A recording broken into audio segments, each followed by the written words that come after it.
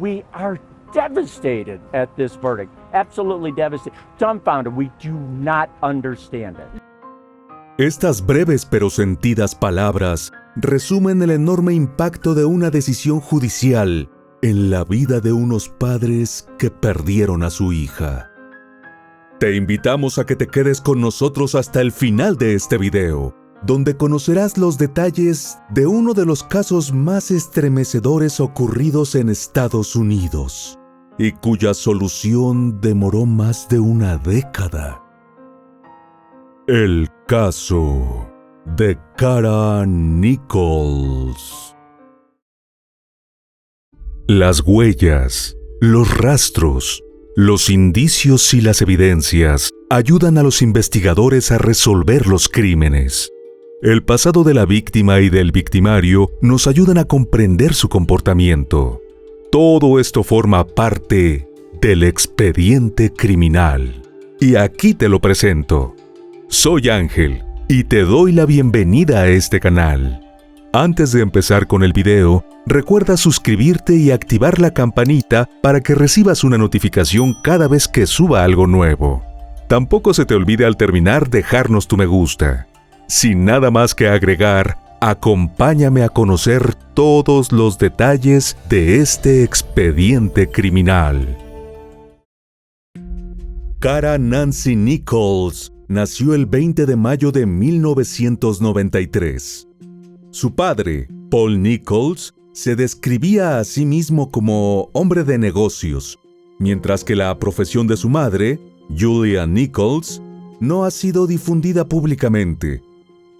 A pesar de que no hay información oficial que lo confirme, se puede inferir, gracias a los medios periodísticos consultados, que Kara nació y creció en Chicago, ciudad del estado de Illinois en Estados Unidos.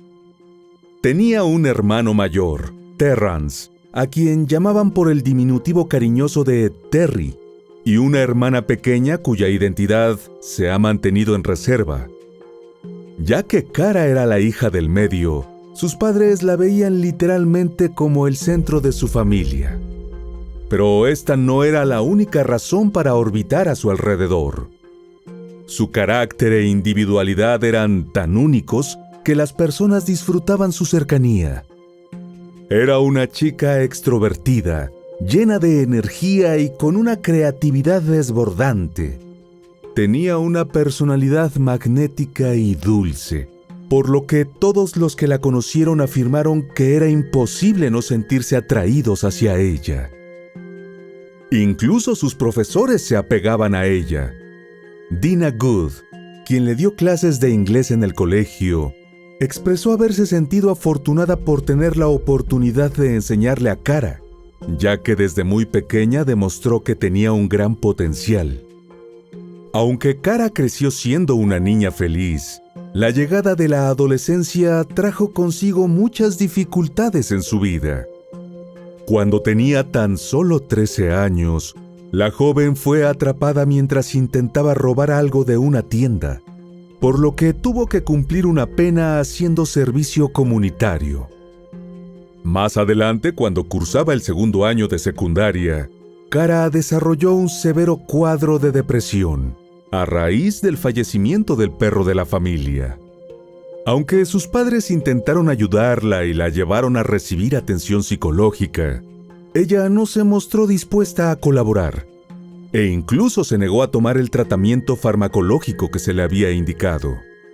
No se sabe con seguridad cuál fue el verdadero motivo de su declive psicológico y emocional, ya que pudo haber sido tanto por la falta de contención profesional como por algún evento traumático del que nunca habló con nadie. Independientemente de la razón, Kara empezó a utilizar sustancias prohibidas durante este periodo de su vida, lo cual acabó en un consumo desmedido de las llamadas drogas duras, particularmente de heroína. Esto le generó mayores problemas más adelante. Comenzó sus estudios secundarios en la escuela secundaria Rampart, ubicada en Colorado Springs, una ciudad del condado de El Paso, en el estado de Colorado, donde vivía con su hermano mayor, Terry. No obstante, debido a las dificultades causadas por su adicción, Kara tuvo que ser transferida a una escuela local con un enfoque más alternativo, donde pudo estudiar y graduarse sin tanta presión ni urgencia. Desde pequeña mostró gran interés en el mundo de la moda. Particularmente le atraían el modelaje y el maquillaje.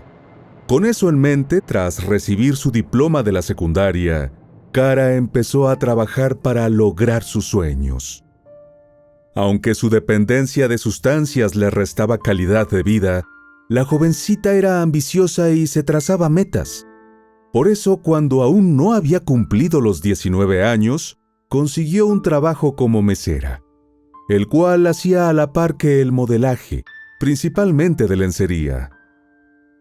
Además, empezó a considerar inscribirse en una escuela de cosmetología.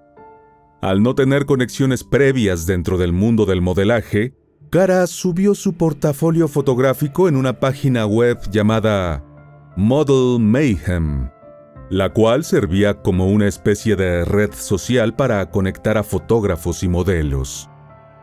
En la biografía de su perfil, la joven se describía a sí misma como una chica responsable y amante de esa profesión. Afirmaba que aunque era nueva en ese rubro, el modelaje era algo que la apasionaba mucho y su trabajo se lo tomaba muy en serio.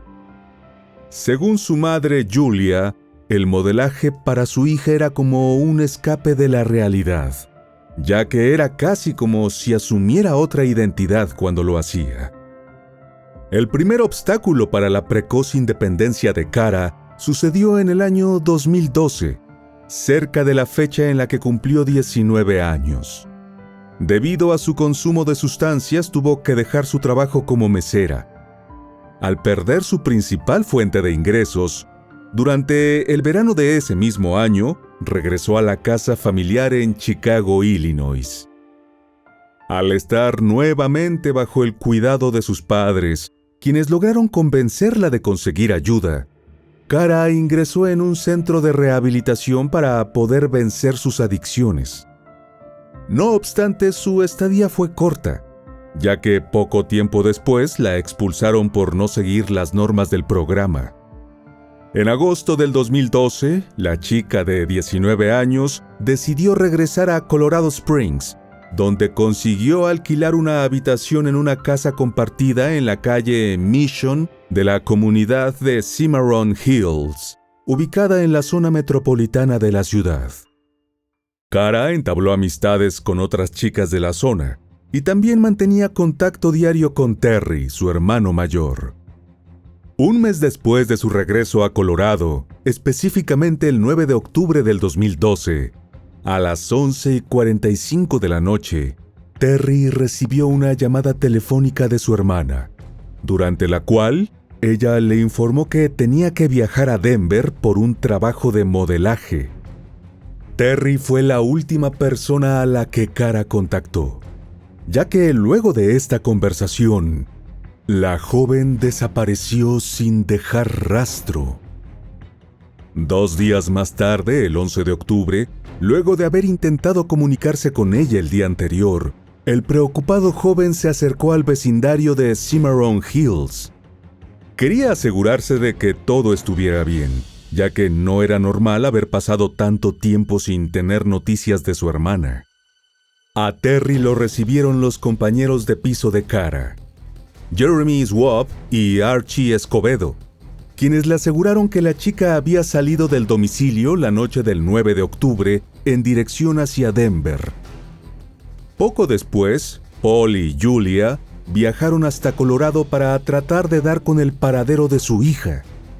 Los Nichols registraron la habitación de Kara para ver si conseguían alguna pista que los orientara en su búsqueda.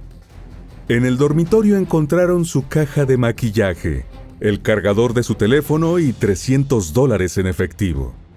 Para sus padres, encontrar esas pertenencias que para Kara eran tan valiosas era una pésima señal. Según su punto de vista, eran indicios suficientes de que algo no estaba bien y que la joven modelo podría estar en peligro. No obstante, no fue hasta el 14 de octubre cuando la familia tomó la decisión de reportar a Cara como desaparecida ante las autoridades locales del condado de El Paso. Además, para dejar clara la urgencia, Paul, su padre, le informó a la oficina del alguacil que su hija tenía un extenso historial de abuso de sustancias y que recientemente había dejado un centro de rehabilitación. De acuerdo con las palabras de Paul, la policía no tomó en serio la denuncia de la desaparición de Cara. Apenas se esforzaron por publicar un comunicado oficial en canales de noticias locales sobre el caso, y luego le dijeron a los familiares que no había nada de qué preocuparse, ya que Cara era una adulta y no tenía por qué estar en contacto con ellos todos los días. Incluso un funcionario de nombre Cliff Porter calificó la reacción de la familia como exagerada. En diciembre del 2012, los investigadores del caso fueron informados sobre la existencia de una fotografía de Cara en una publicación de una página web de contenido para adultos y servicios sexuales. Asimismo, un informante anónimo se puso en contacto con la policía para advertir sobre el presunto avistamiento de la joven desaparecida en Las Vegas. No obstante, gracias a un exhaustivo trabajo de rastreo digital, los detectives pudieron determinar que Cara no había estado relacionada de ninguna manera con la publicación del anuncio en la página de servicios sexuales, sino que alguien había utilizado una fotografía suya. De acuerdo con las palabras del teniente Jeff Kramer, es común que las páginas que ofrecen ese tipo de contenidos y servicios utilicen en sus anuncios fotografías de mujeres que consiguen en Internet, incluso si no trabajan con ellos. La investigación se movió lento durante los primeros meses posteriores a la desaparición de Cara. Eso cambió cuando la detective Tammy Gugliotta fue asignada al caso el 4 de febrero del 2013. A finales de ese mes se habían registrado 2 desapariciones de jóvenes modelos que buscaban trabajo en Model Mayhem, la misma página web que utilizaba Cara y en la cual había posteado su fotografía y su pequeño portafolio. De acuerdo a Michelle Bart, quien en aquel entonces era la presidenta de la Coalición Nacional de Mujeres contra la Violencia y la Explotación, este sitio estaba relacionado con al menos 13 desapariciones de jovencitas que habían utilizado la plataforma. Entretanto, Model Mayhem publicó un comunicado oficial salvando su responsabilidad en cualquier tipo de hechos ilícitos y en el cual aclaraba que una de sus prioridades era proteger a estas aspirantes a modelo, por lo que intentaban enseñarles cómo identificar estafas. Aunque Michelle era la vocera tanto de la familia Nichols como de la familia de otra de las chicas desaparecidas, jamás se pudo confirmar el vínculo entre ambos casos, por lo que no fue considerado relevante para la investigación. Ese mismo año, la detective Tammy descubrió en una página web utilizada para ofrecer y contratar servicios de trabajadoras sexuales un anuncio publicado el 9 de octubre de 2012 y cuya imagen era una de Cara en ropa interior. Esa pista abrió nuevos caminos para la investigación, ya que solamente algunos de sus amigos estaban al tanto de que la joven modelo también era escort, otro nombre comúnmente utilizado para referirse a las mujeres que tienen este tipo de trabajos. Entre las personas a las que Cara les confió este aspecto de su vida, se encontraba una joven a la que conoció en una fiesta un año atrás. De acuerdo con lo relatado por esta chica, cuya identidad se mantuvo en reserva por parte de las autoridades, ella también sufría de adicción a las sustancias, y su amistad con Cara se fortaleció, ya que en el 2012 ambas estuvieron en centros de rehabilitación al mismo tiempo. Esta amiga reveló que Cara nunca estuvo realmente sobria durante el tiempo que se conocieron, ya que consumía microdosis de heroína de manera regular, para así poder evitar los síntomas de abstinencia.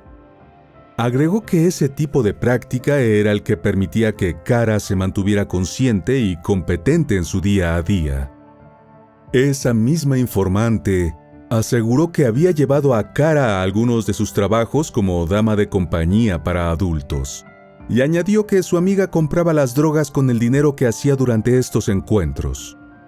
La repentina reactivación del caso trajo consigo una serie de llamadas telefónicas a las autoridades, con presuntas pistas sobre el paradero de la joven. La primera de ellas fue de una persona que instó a la policía a que trasladara su investigación a Long Island, una isla en el sureste del estado de Nueva York. Lamentablemente, el equipo de funcionarios de la ley que se encargó de registrar la isla neoyorquina no pudo encontrar ninguna pista de que Kara hubiera estado en esa locación. Tampoco pudieron rastrearla dentro de ningún círculo de tráfico sexual. El 7 de mayo de 2013, luego de que se consiguiera el acceso al registro telefónico del celular de Kara, la oficina de la detective Tammy dejó un mensaje de voz a la casilla de mensajes de uno de los últimos números contactados la noche de su desaparición medio año atrás. Cerca de las 3 de la tarde del día siguiente, la investigadora recibió una llamada del dueño de dicho número, un hombre que se identificó como Joel Hollendorfer. Joel nació el 19 de noviembre de 1975. Ya que no hay registros oficiales de que tuviese algún hermano, se puede inferir que era el único hijo del matrimonio entre John y Betty Hollendorfer. Es poco lo que se conoce sobre la vida personal de Joel, pero entre la información que sí está disponible, logramos encontrar un extenso historial criminal, que comenzó en la década de los 90, cuando tuvo que cumplir 4 condenas concurrentes por robo, hurto agravado de vehículos de motor en primer grado, intento de hurto en segundo grado y hurto en segundo grado. Además, en numerosas oportunidades entre 2012 y 2013, Joel fue acusado de hostigamiento e incumplimiento de órdenes perimetrales, crímenes por los cuales también fue sentenciado. El sujeto, que medía 1,80 m de altura y pesaba 88 kilogramos, contrajo matrimonio con una mujer llamada Cristina, quien adoptó su apellido. Aunque se supo que él era padre de 2 niños, cuyos nombres se mantuvieron siempre en reserva, no hay ningún tipo de material oficial que nos permita determinar si Cristina era la madre de sus 2 chicos. La pareja no vivió mucho tiempo como marido y mujer, ya que Joel desarrolló una severa adicción a las drogas y empezó a contratar servicios de escort con regularidad, lo que generó muchos conflictos en la relación. La conexión entre Joel y la desaparición de Kara resultó evidente a primera vista y fácil de comprobar gracias al historial telefónico de la joven. No obstante, la declaración que recibió Tammy a continuación complicó el avance de la investigación. Luego de que Joel confirmara que él era el dueño del número telefónico durante el 2012, la investigadora procedió a informarle el motivo de la comunicación. A esto, el hombre respondió que esa noche había hablado con una chica que se identificó bajo un seudónimo.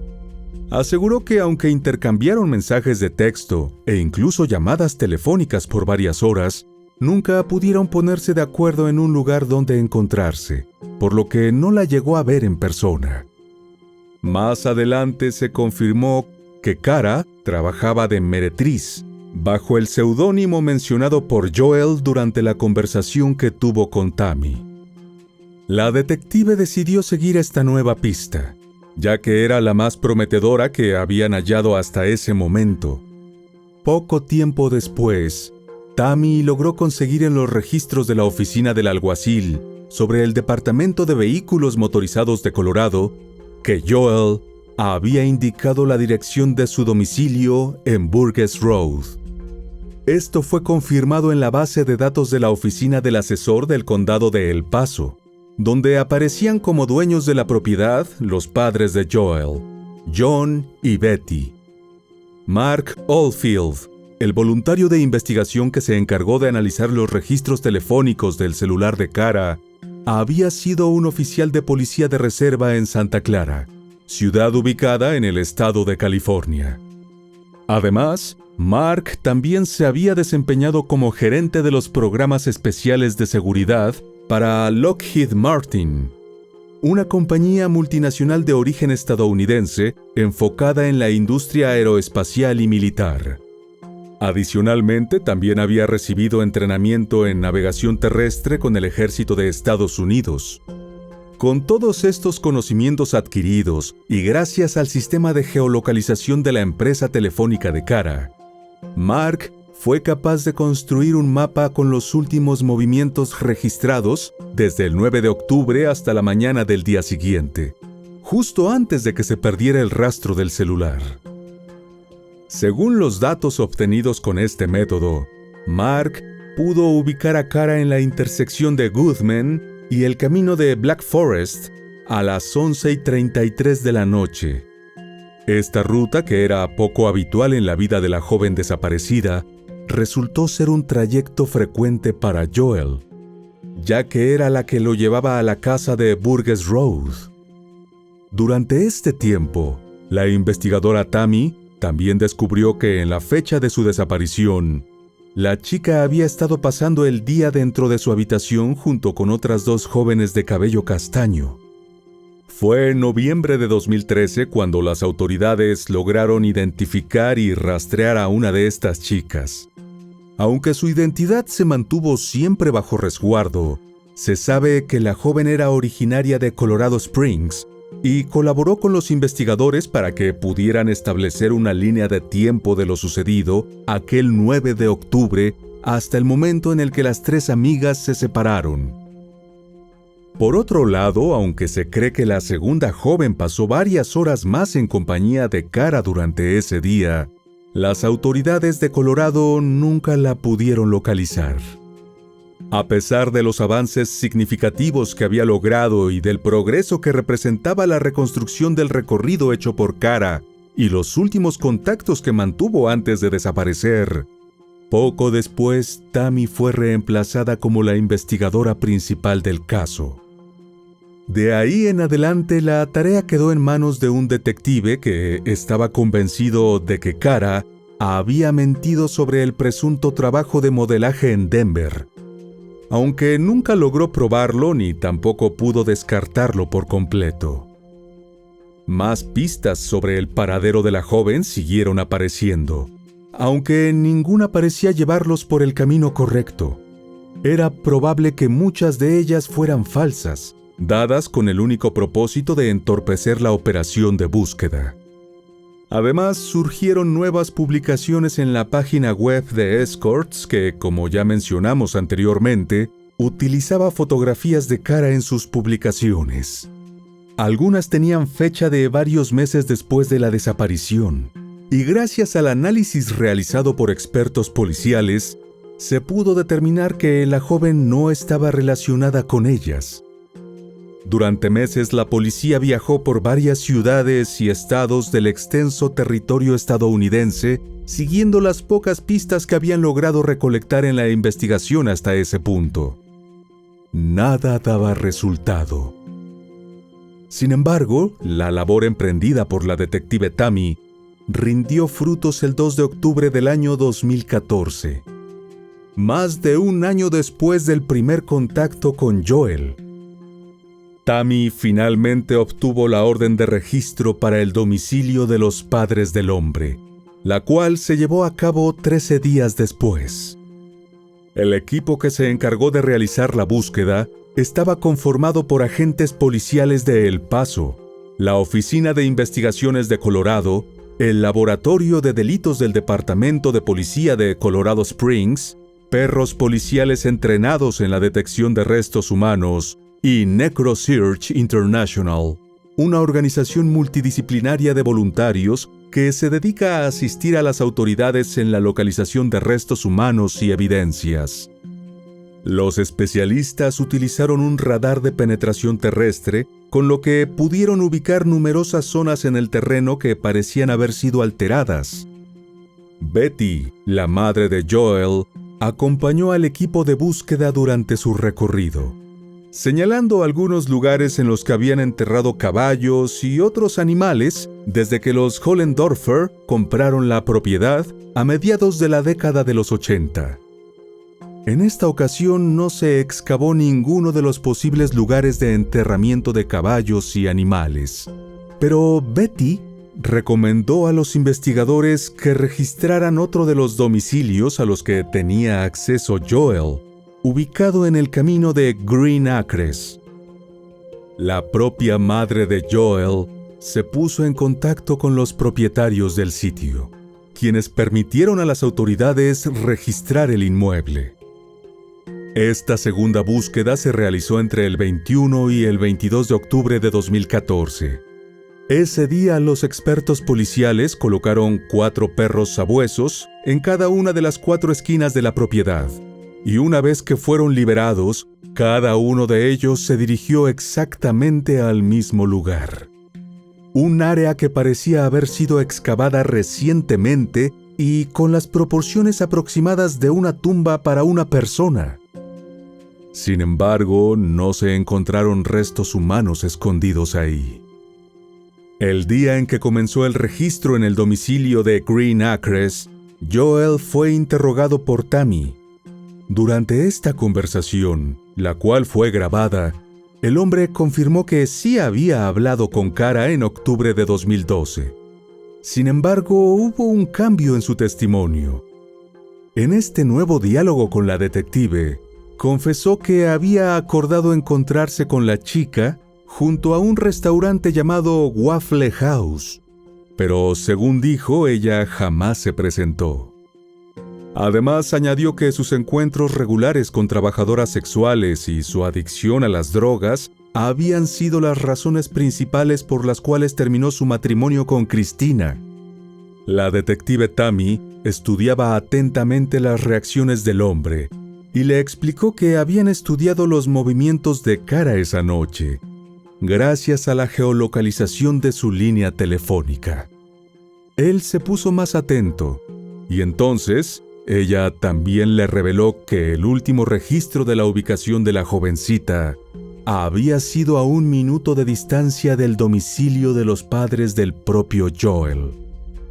A esto el sujeto respondió que era probable que la joven lo hubiera seguido hasta su casa para intentar asaltarlo. Insistió en afirmar que jamás la conoció en persona. Frustrada por la poca colaboración de Joel, sin nuevas evidencias que ayudaran a resolver el caso y desplazada de la conducción de la investigación, la detective Tammy tuvo que dedicarse a otras tareas. Los otros investigadores tampoco lograron alcanzar progresos, aunque no dejaban de hacer gestiones tendientes a aclarar lo sucedido. Sin embargo, el caso quedó paralizado durante varios años. Un rayo de luz surgió en el año 2022, cuando el Departamento Policial de Colorado Springs pudo localizar en el estado de Virginia a Christina Hollendorfer, quien se había separado de Joel el año en que desapareció Kara. La detective Tammy había intentado contactar con Christina en más de una ocasión durante las etapas iniciales de la investigación, pero la mujer siempre se negó a colaborar con las autoridades en el caso. El 1 de febrero de 2022, los agentes especiales del FBI, Brandon Preet y Michael Willis, se reunieron con Christina. En esta conversación, la mujer hizo una importante revelación. Señaló que tras el fallecimiento de su suegro, ocurrido en 2014, su exesposo le confesó que años atrás, accidentalmente le había quitado la vida a una trabajadora sexual, luego de cortarle la respiración mientras mantenían relaciones sexuales. Christina también compartió con los funcionarios que, según lo que Joel le había dicho, el cuerpo había sido enterrado en la casa de Burgess Road, encima de lo que había sido una tumba para un caballo. Posteriormente, durante una entrevista telefónica con la detective Kat Hudson, la mujer expresó estar segura de que tanto John, que para el momento de dicha entrevista ya había fallecido, como Betty, sabían que su hijo era el culpable de la desaparición de Kara y que lo estaban encubriendo. Gracias a esta declaración, la policía finalmente pudo arrestar a Joel.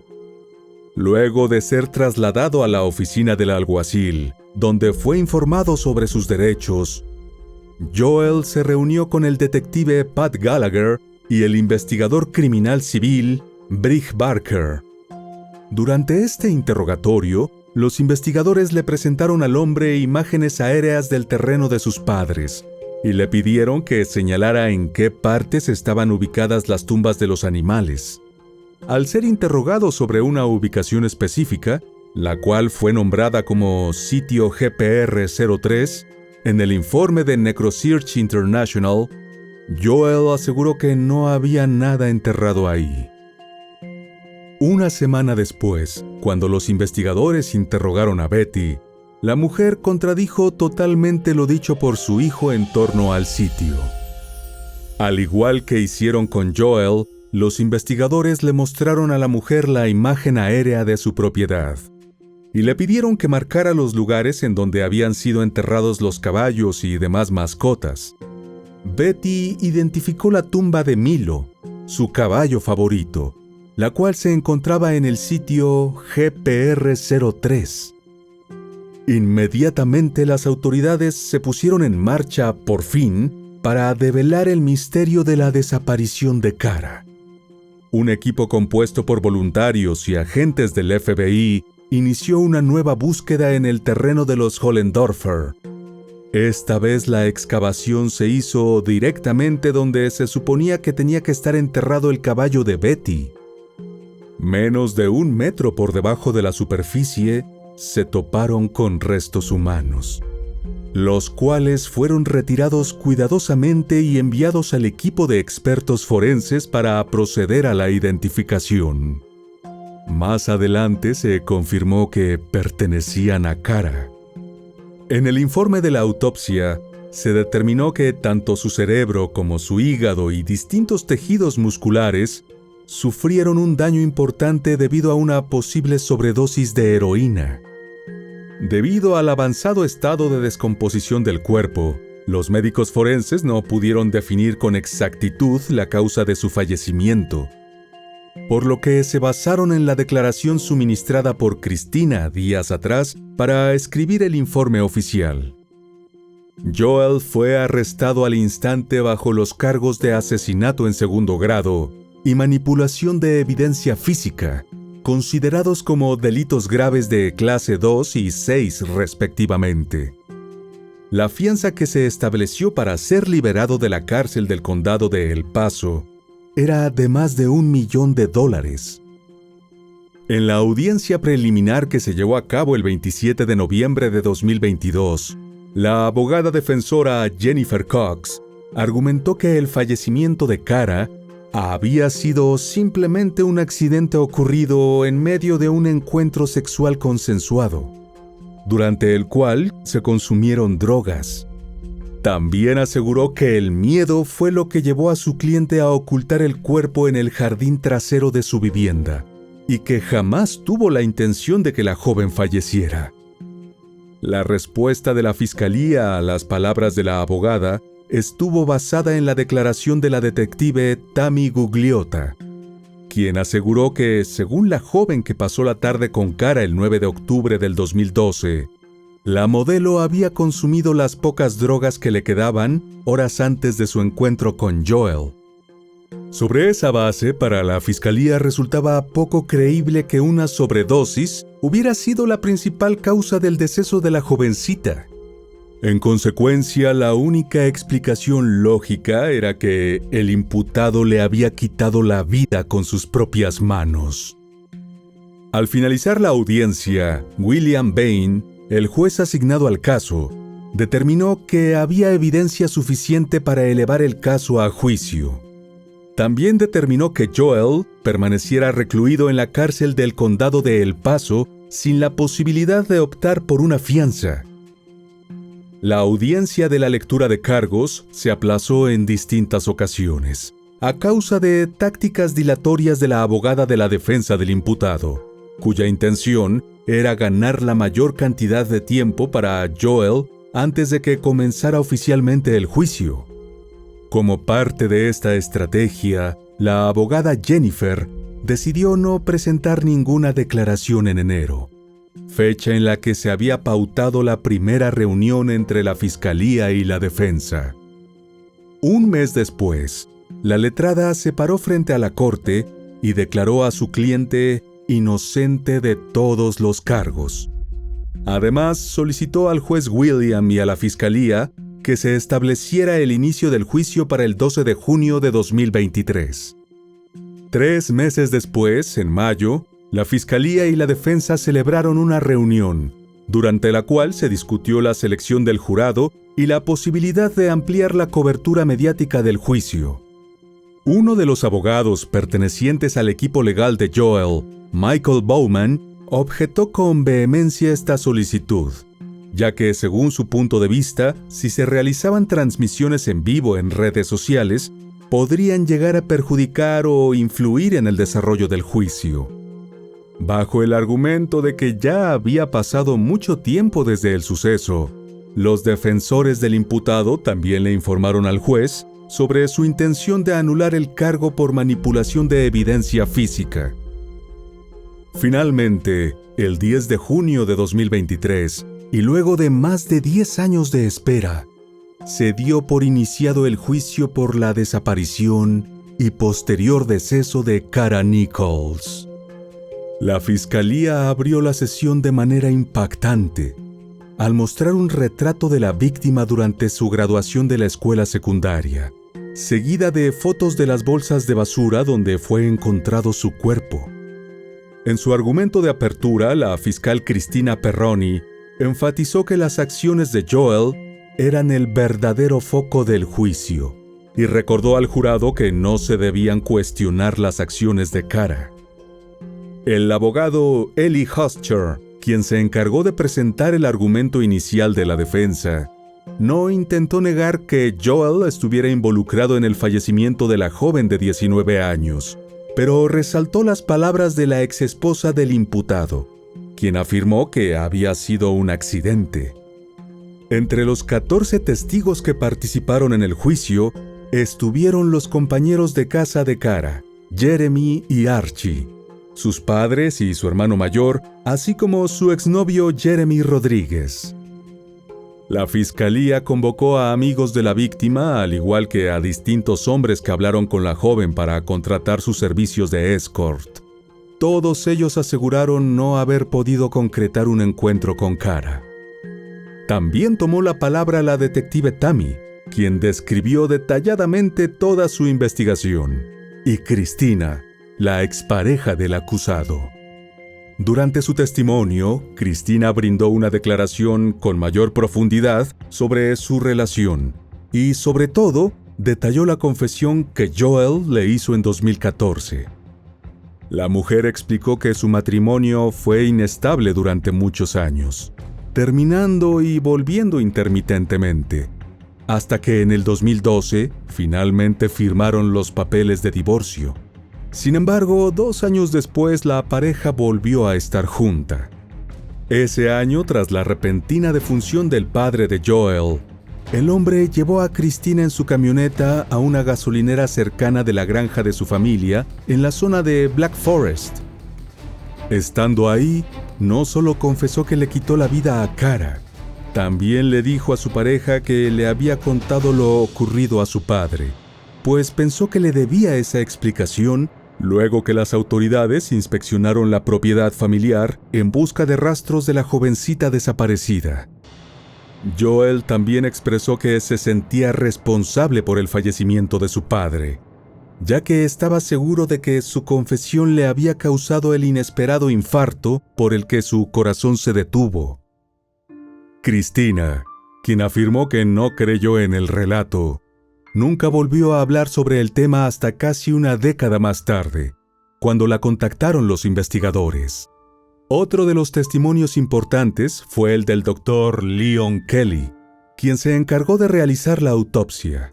Su declaración brindó a la fiscalía un respaldo adicional, ya que aseguró que encontró altas cantidades de heroína en el sistema de la joven fallecida, y agregó que resultaba poco probable que la única causa de muerte hubiera sido una intoxicación. El razonamiento del forense Leon se basaba en el hecho de que Kara consumía drogas con frecuencia, por lo que su tolerancia a este tipo de sustancias era mucho mayor al de una persona sin experiencia. No obstante, el especialista aclaró que tampoco era posible descartar completamente la teoría de la defensa. Aunque no hubiera sufrido una sobredosis, la realidad fue que, en el momento de su deceso, la joven estaba bajo los efectos de la heroína, y ese estado le impidió comenzar a respirar nuevamente. Debido a la posición neutral que asumió Leon, tanto la fiscalía como la defensa intentaron usar su testimonio para respaldar sus argumentos. En relación a las evidencias expuestas durante el juicio, una de las más relevantes fue la grabación de la primera entrevista que tuvieron Joel y la detective Tammy en el 2014. Luego del receso de almuerzo, la fiscalía convocó a distintos especialistas en escenas del crimen, que participaron también en la búsqueda inicial realizada en el domicilio en Burgess Road. Entre ellos se encontraba el geólogo Jim Reed, quien trabajaba de voluntario en NecroSearch International. Jim explicó cómo se utilizaron en este caso específico, en el año 2014, los equipos especializados para el hallazgo de restos humanos. Declaró que aunque sí lograron detectar anomalías en varios lugares de la propiedad, no pudieron determinar en aquel entonces la presencia de restos humanos. Durante los argumentos finales, la fiscalía sugirió que el imputado, quien estaba enfurecido tras ser ignorado por su exesposa, se puso en contacto con Kara para liberar su tensión con sexo con pago. No obstante, su ira se salió de control en la mitad del encuentro y le apretó el cuello hasta dejarla sin aire y sin vida. Como parte de su disertación final, la fiscalía presentó ante el jurado una serie de pruebas que dejaron en evidencia los numerosos intentos de Joel de llamar a su exesposa ese mismo día, tan solo unas horas antes de conocer a Kara. La fiscal Cristina refutó la idea de que las acciones del imputado hubieran sido producto de haber presenciado un fallecimiento por sobredosis y afirmó que el ocultamiento de lo ocurrido coincidía más con un deceso causado de manera intencional. Por su lado, la defensa no negó que las acciones de su cliente hubieran sido despreciables, pero argumentó que no era posible demostrar la intención de quitar una vida con ellas. La abogada centró su argumento de cierre en una presunta falta de pruebas que refutaran la afirmación de que Kara falleció de forma accidental. 12 días después de que se inició el juicio, y tras una sesión de deliberación de casi 5 horas, el jurado, conformado por 8 mujeres y 4 hombres, encontró a Joel culpable de homicidio culposo, lo que significaba una reducción importante de su condena. El vulnerable testimonio que presentó Julia, la madre de Kara, tras el veredicto, reflejó la profunda decepción y sorpresa de la familia ante este resultado. Para los Nichols, el jurado no entendió la gravedad del crimen. El juez Bain, imposibilitado para desconocer la decisión del jurado, lo único que pudo hacer fue anunciar que las condenas previas de Joel serían tomadas en cuenta como agravantes en su sentencia actual, lo que podría extender considerablemente su tiempo en prisión. Finalmente, el 31 de agosto de 2023, Joel Hollendorfer fue sentenciado a 24 años de prisión, de los cuales tenía 571 días ya cumplidos. Esta condena generó una gran decepción entre la familia y amigos de Kara, quienes expresaron su descontento con el resultado del caso, sintiendo que la defensa intentó culpar a la víctima. We spent thousands of dollars, thousands, on flyers. They were distributed by Kara's friends like Aaron and Autumn, her teachers like Dina Wood, We had people speaking on her behalf. For 3,955 days, we did talk shows. We traveled to California and New York. We had to prepare Julia and Paul Nichols for every single interview to keep their composure as they pled to the public for their missing daughter. Los allegados de Cara dejaron en claro que seguirían presentándose en las audiencias de libertad condicional para asegurar que Joel cumpla su condena hasta el último día, y expresaron públicamente estar en contra de la posibilidad de que salga en libertad condicional en el futuro. He was known to a lot of people as this sociopathic individual who preyed on young women. Aunque Julia expresó su gratitud porque el juez tomó en cuenta los agravantes de la sentencia, una pena de tan solo 24 años le parecía insuficiente, considerando la gravedad del crimen y el tiempo que el acusado ocultó el cuerpo de su hija de 19 años. La familia y amigos de Cara también se lamentaron de lo que consideraban un terrible papel jugado por los medios de comunicación durante todos los años transcurridos.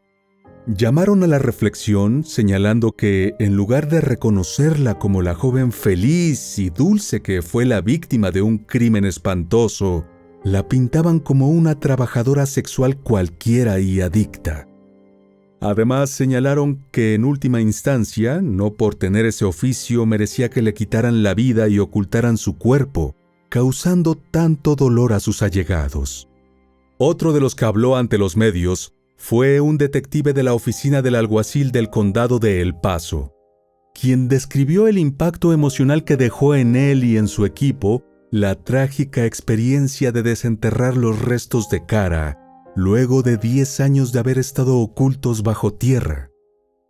A pesar del descontento con la sentencia, Paul y Julia supieron convertir su dolor en fuerza y se les considera un ejemplo de persistencia.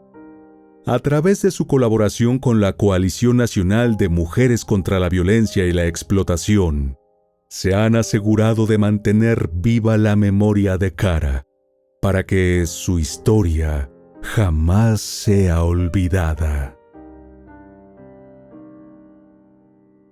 We suffered 10 years of not knowing grief.